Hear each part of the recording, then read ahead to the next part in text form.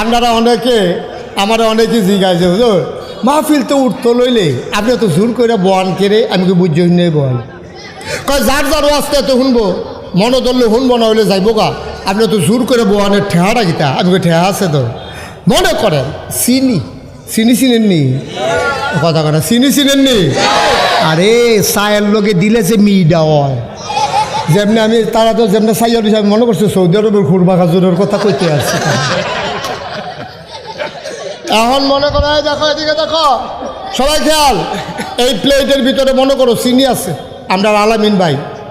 চিনুনি সবাই এখন যে কুবাইল এই আলামিন ভাই এই মনে করো এখনও চিনি